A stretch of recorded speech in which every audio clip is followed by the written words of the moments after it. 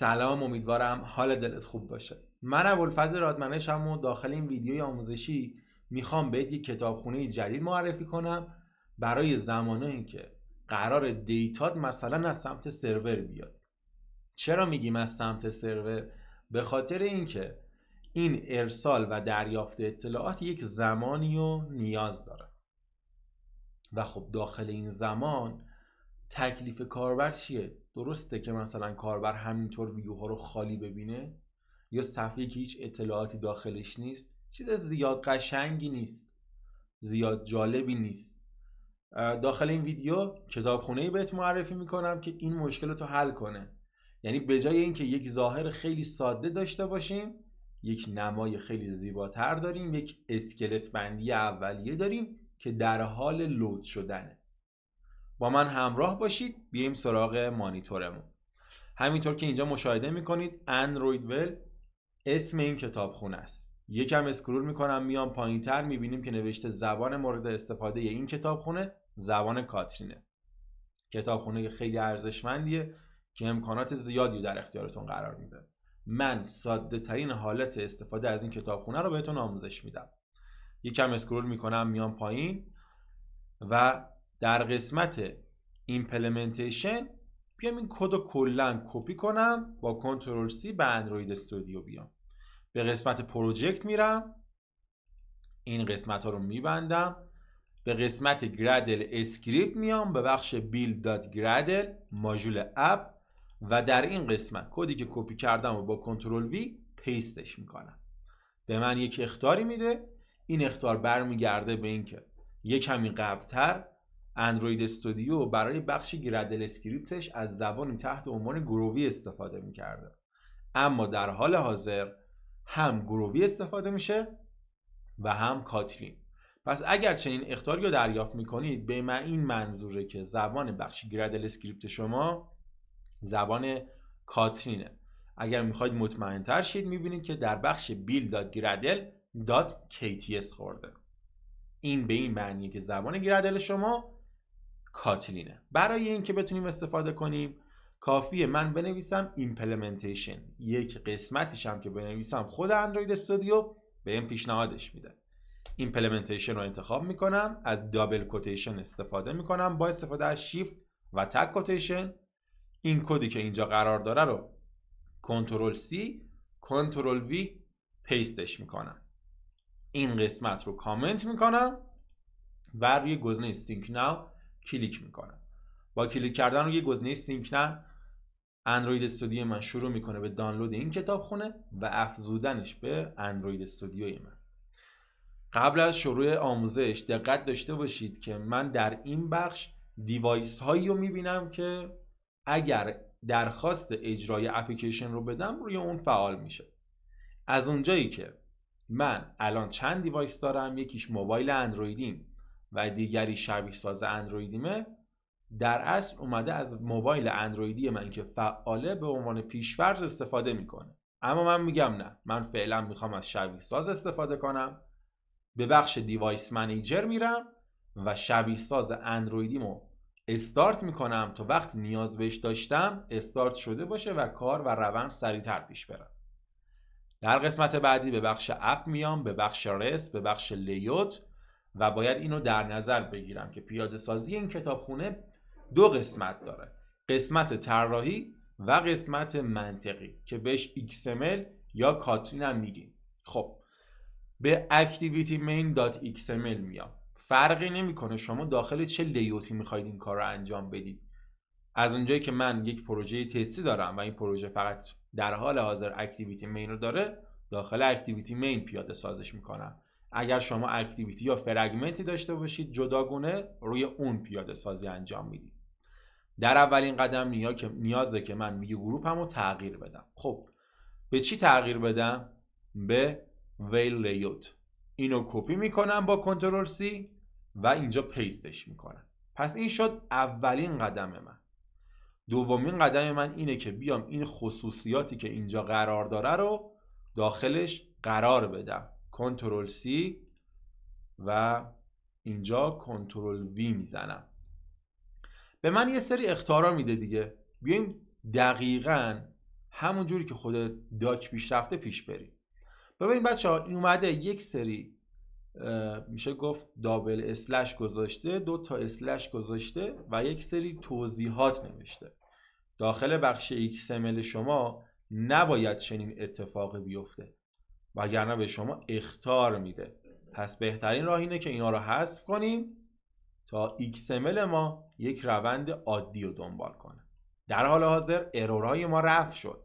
در بخش بعدی باید بیایم این قسمت که مربوط میشه به نیم اسپیس اپ رو فعال کنیم. خب تا اینجای کار ویو گروپ ما کداش تکمیل شد. بیایم بپردازیم به خصوصیاتی که داخل این ویو گروپ ها ذکر شده.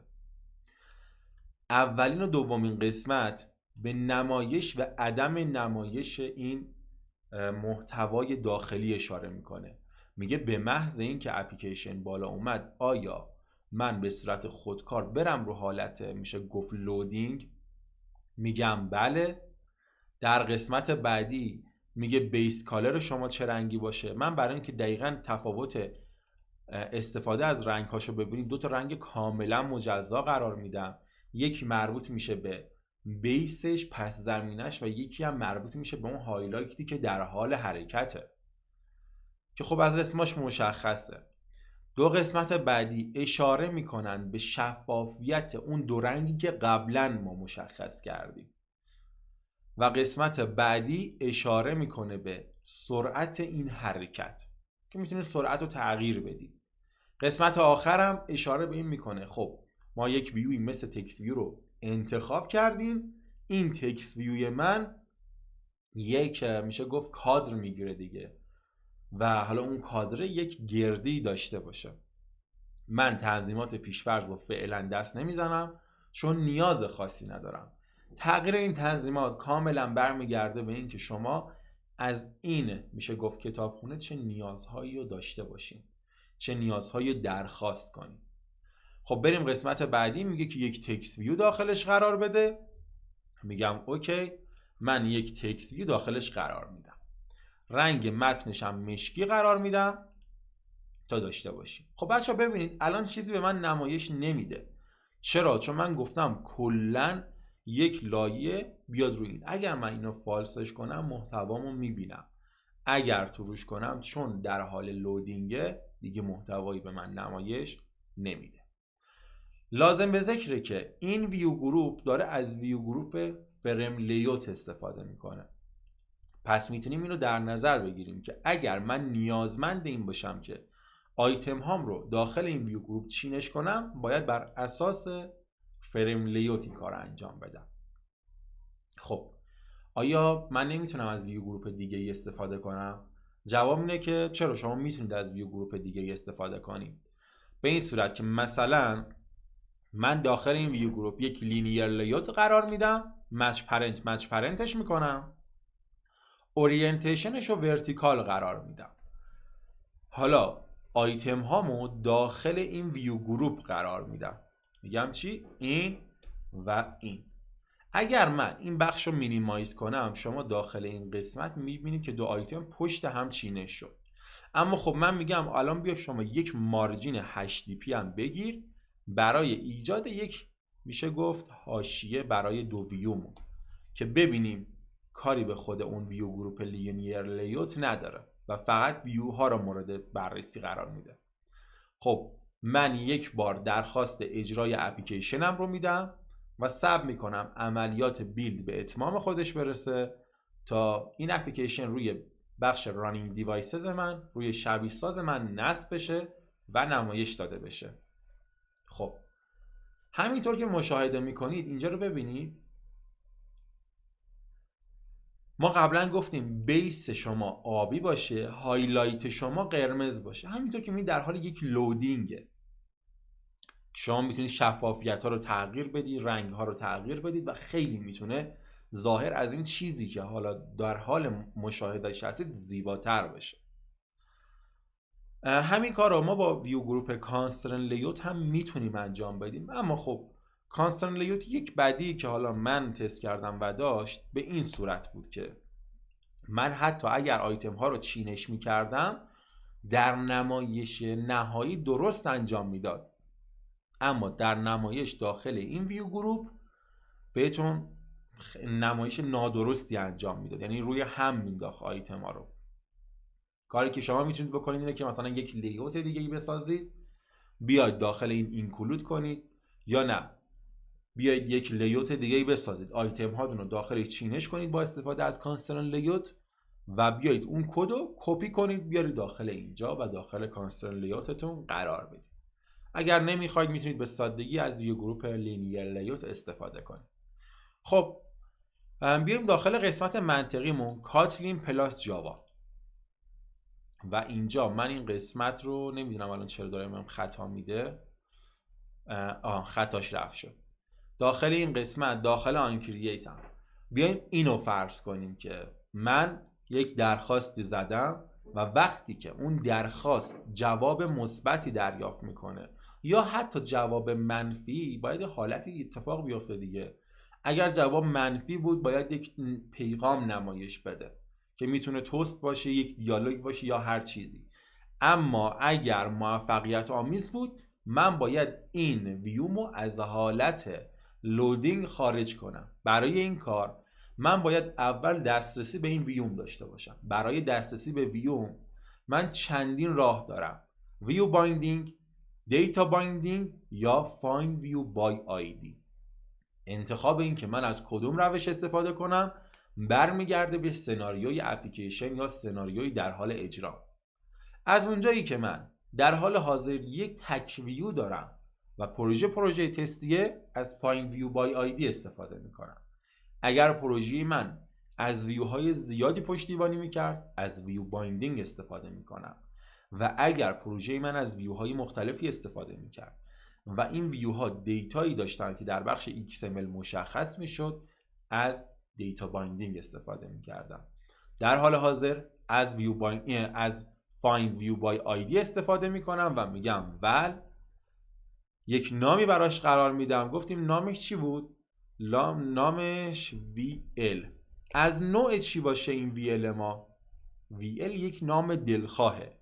میگم که من از نوعی میخوام قرار بدم به نام ویل لیوت.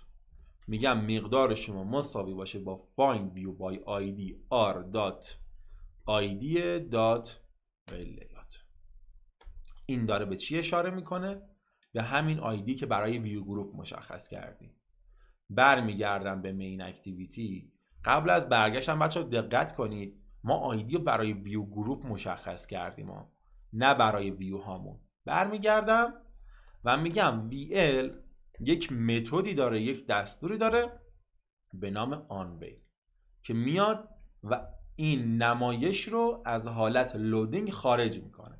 اگر من درخواست اجرای مجدد بدم الان دیگه اصلا نباید لودینگی به من نمایش بده، یعنی به محض اینکه اپلیکیشن بالا اومد دیگه لودینگی به من نمایش نمیده و محتوا نمایش میده. اینجا رو ببینیم، محتوا به من نمایش داده میشه. اینکه من کجا باید از این استفاده کنم؟ جاییه که شما یک ریسپانس از سرورتون میگیرید، جایی که مثلا دیتاتون آماده است برای نمایش، دیتا قرار گرفته و الان من اون دیتا رو داخل ویو هام دارم. خب لودینگ رو غیر فعال میکنم و ازش استفاده میکنم. نکته دیگه ای نمونده. امیدوارم که این ویدیوی آموزشی براتون مفید واقع شده باشه. اگر هر گونه سوال، انتقاد یا پیشنهادی داشتید داخل کامنت های همین ویدیو در یوتیوب از من بپرسید، من بهتون جواب میدم. اگر از این سبک ویدیوهایی که مربوط به آموزش برنامه‌نویسی اندروید لذت میبرید، خوشتون میاد، کانال یوتیوب ما رو دنبال کنید تا به محض انتشار محتوای جدید ازش اطلاع پیدا کنید و بتونید مشاهدهش کنید. نکته دیگه نمونده. ممنون از زمانی که برای مشاهده این ویدیو صرف کردید.